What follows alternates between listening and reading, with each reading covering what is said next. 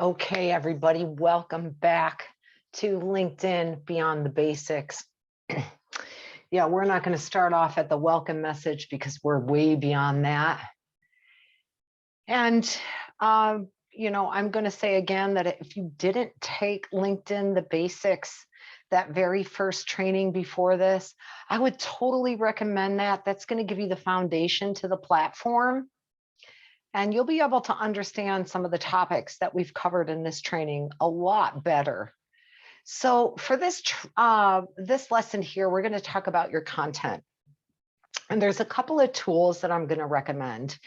Any type of hashtag generator would be great for you to use to generate hashtags on LinkedIn. If you're already doing that and you're an avid user of Instagram, then you are going to know exactly what I'm talking about. There's another tool that I use, my team uses, called Ask the Public. And these are the most searched questions on the internet, on Google actually. And what you can do is you can look at the most searched questions on YouTube and kind of answer them in great detail within a LinkedIn article on a blog that you can share to LinkedIn. And those tend to get a lot of SEO juice. There's another one called AMI Institute, and this is a headline analyzer. So you'll be able to type in a headline, whether it's for your post, your blog, or your article on LinkedIn, and it will score your headline. Another tool that we use is called Linktree. So you can use Linktree to add in the free version, I think only gives you 3 or 4 links, but you can use it to share on your LinkedIn profile in your featured content area, all the other places that people can connect with you. So if I go to my LinkedIn profile, and I scroll down into my featured content, there is my Linktree account. So people can go to my business website, my course website, they can connect with me on Instagram, as well as join my Facebook community. If you are interested in joining my Facebook community, which teaches you how to do your own digital marketing for your business, then you can head over to Linktree and click on the area that says join my DIY marketing community. All right, let's start here. We're going to talk about content. So you have some tools now that you can use to generate some posts. And one of the things you want to keep in mind is that you're using the 80-20 rule, which is entertain, inspire, and educate 80% of the time. And this goes for any platform that you're using for terms of social media. And then 20% of the time, and even some may argue only 10% of the time, do you want to be selling your business or yourself or what you do. So make sure that when you're delivering content that it's valuable to your audience, your followers, and it's relevant to what's happening in your industry or in your community. Here is some of the recommended times that CoSchedule recommends that you post on LinkedIn. I did verify this in other places. Tuesday, Wednesday, and Thursday are the best days. Now, why is that? Here's why. Because Monday, everybody is kind of scrambling to answer all the emails in their inboxes, right? And it's like, oh my gosh, Monday, everything is being thrown at you. And then Friday, 2 things are happening with people in the professional world. I call Fridays sometimes fire drill Fridays because sometimes people want things done before the weekend. And you're on a mad dash to get things done before the weekend. And number 2, a lot of people just check out on Fridays. They're just trying to get the day over. They're trying to get done what they need to get done so that they can go enjoy their weekend. And they're not very active on social media. So right in that midweek is the best times. You want to post either early in the morning before people start their day, at lunchtime, because at lunch they're usually scrolling their social profiles, or right around the dinner hour.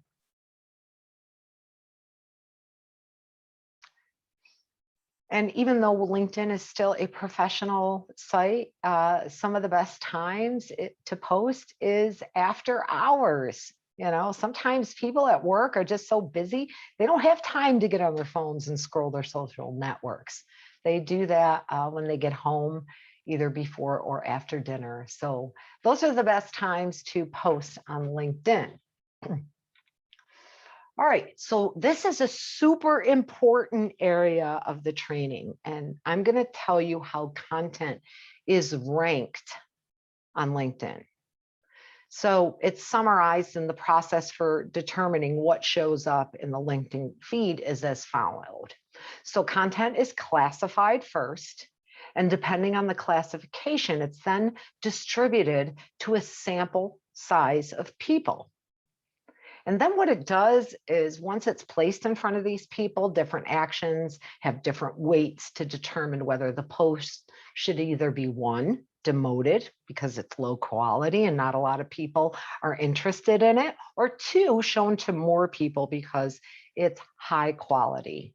Editors review the content to see if it's worth distributing beyond that user's network. Yes, real human beings review the content. So again, I'm going to go back to our network diagram. Let me see if I can find that super quickly for you here. So if your content is going to be distributed to your first level connections, to a small portion of them, and then if people start to engage and share, it's going to go to all of your first level connections, and then into your second, into your third, and beyond your network. So the more engaging and relevant the post is, the farther reach you're going to have. And that's really how content is ranked on LinkedIn. There is, you know, the algorithm has really two main goals, and I'll go over that at a later time. But you know, if you're spending your time creating one high quality, amazing post per week or per month, that is so much better than trying to get out 2 or 3 posts on LinkedIn and kind of winging it and throwing out there whatever is out there. So remember, the idea is to get beyond your network, and you want to be creating posts that is relevant and is valuable to your audience, to your prospects, to your community, whatever your goals or objectives are. Especially if you're looking for a job, you want to demonstrate that you are in touch, that you are on top of the latest trends, that you are showing your personal attributes within your posts, what's important to you, what you care about. So let's talk about posts and the different types of posts you can do. So I'm going to head over to the home feed, and you can share obviously just a regular post on LinkedIn. You can share a document or a photo in there. You can write an article. You can share an event or a video. So when you're writing an article, when you're writing a post, let's talk about the structure of a post first. One is, number one rule on LinkedIn, you want to use hashtags. Why? Because LinkedIn indexes content based on hashtags first. If you don't have any hashtags in your post, then your content is going to be ranked lower. Not lower like lower in the feed, it's going to not get the first dibs in the indexing. So you want to make sure that you are using hashtags relevant to what the post is, and make sure they're relevant to what the post is, right? You can celebrate an occasion, share that you're hiring. You can create a poll, which is super good. Find an expert, offer help. You can share a video here. You can also upload a document.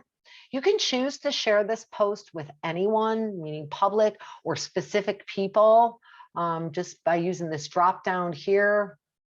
Your connections only, you want to share this post just to some of the members in some of your groups or into an event. A lot of flexibility when it comes to sharing posts.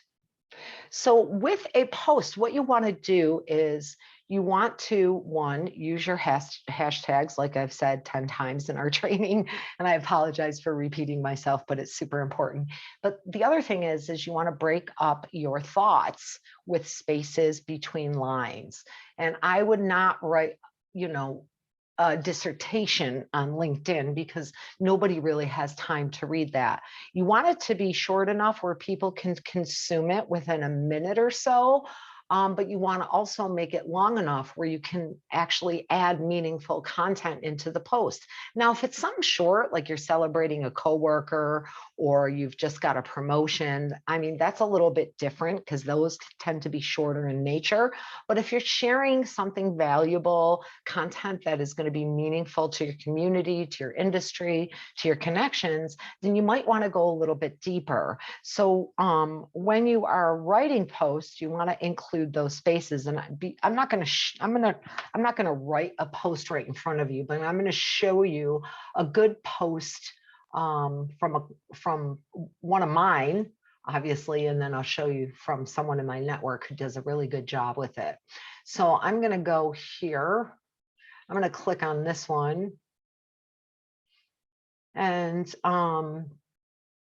this is a good post. I'm using some emojis and I'm creating spaces. It's short enough. It's like little bullet points where people can consume it pretty quickly, but it's long enough to be relevant. And, if I am targeting business owners or people who are making decisions, like leaders or other entrepreneurs, then this might be relevant to them. Now let's go to someone in my connection who does such a great job. His name is John Osberg. And if you haven't connected with him, make sure that you do. His story is amazing, and he does a really good job of telling his story on LinkedIn. And John actually doesn't have a website. This is his place that he sends people to learn about what he does. So let's see, let's click on one of his organic posts.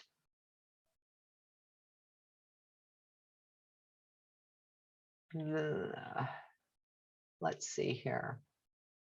I'm going to click on his activity and then I'm going to click on post. And John really structures his post in a great way. He gets a lot of feedback from them.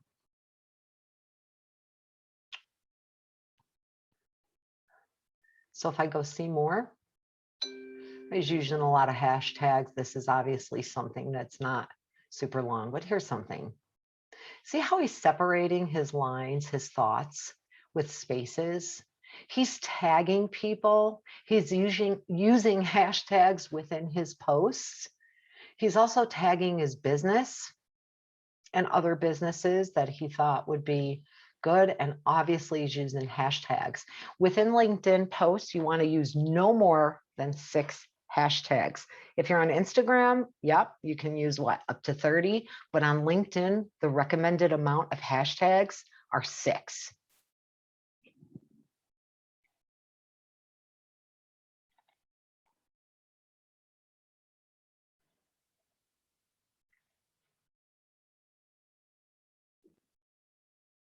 Okay, so in the past trainings, I think you've heard me talk about Gary Vee. He's pretty much on every social platform. He is a master at creating content and getting engagement. Obviously, he's a big influencer now, but he didn't start off that way.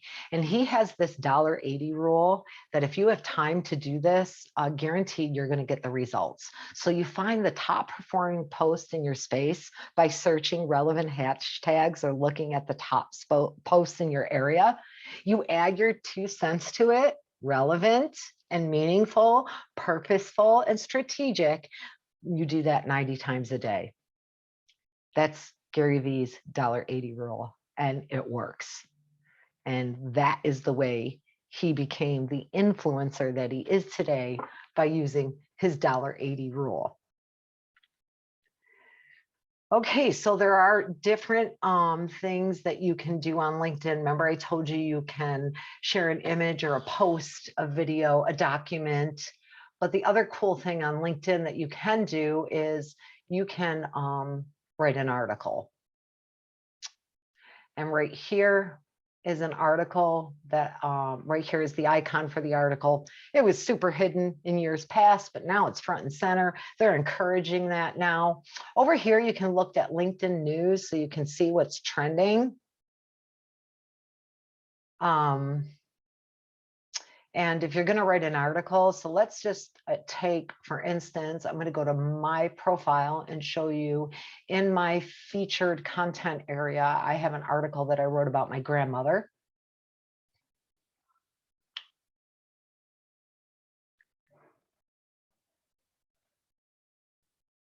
Let's click on that. So you can add a nice little image as a heading. I have written 17 articles on LinkedIn. This was published obviously a few years back. And I write this just like I would write a blog or any type of long form content where I'm bolding my headings and separating ideas. Would be good for you to use hashtags. I obviously didn't in this one. I wanted to show you this one because it is on my featured content area. If you're going to write a really great article on LinkedIn and you want to share it to your network and it gets some engagement, or it's something that you're just really proud of, like this one, you know, maybe I didn't get a ton of engagement or likes and shares, but this is something that really summarizes my philosophy and what's important to me. So I have this as part of my featured content area. So if you're writing a blog anyway, and you're sharing your blog into LinkedIn, so people go to your website, you know, there's two schools of thoughts. And I am always one to say, you know, drive people to your own platform, to your own website. But with LinkedIn, I tend to kind of part ways from that philosophy a little bit, because the chances of going viral on LinkedIn are higher than any other platform. And if you can write a great article and this thing can expand its reach for you, literally that would be game changing for your business or for you finding a job, and your connections would just increase significantly. And always remember, on any platform, it's not the quantity of connections, it's the quality of connections. A few years back, I would tell you, like, go ahead and connect with everyone. Never say no, connect with everyone. But LinkedIn today, I would tell you to do something very different. Be more purposeful and strategic with who you're connecting with. And the reason would be because now with some of the other products available on LinkedIn, that, you know, people are going to connect with you to sell you. And that's one of the things I really want to drive home. If you learn nothing else from this training, remember, once you connect with someone, please don't go to their inbox and immediately try to sell them, because it is something that is a turnoff on LinkedIn. It's something that's talked about all the time and people aren't listening. So because as soon as I get a connection, immediately they're in my message, my messaging area here, trying to connect with me. And this is an automated message here. I accepted this person's invitation and I immediately got a automated message. So that tells me he is using what's called Sales Navigator on LinkedIn. It's a paid feature, and you can do automated messaging. Once someone connects, it will send an automated message. I don't like automated messages. Look, if you want to be efficient, use automation in every area of your business other than communicating with potential clients, because it's just very impersonable. All right, let's move on. I'm off the podium.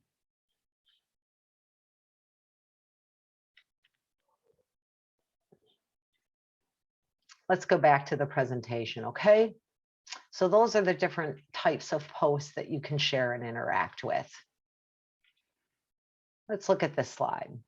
So when you are posting, always leave a call to action and a link at the end of each article or post. Remember the 80-20 rule. You're going to inspire, entertain, or educate, but it does not hurt at the end of every post to say, hey, connect with me on Instagram, learn about what I do at my website. So it's just a one-liner at the end of every post, and it's a call to action.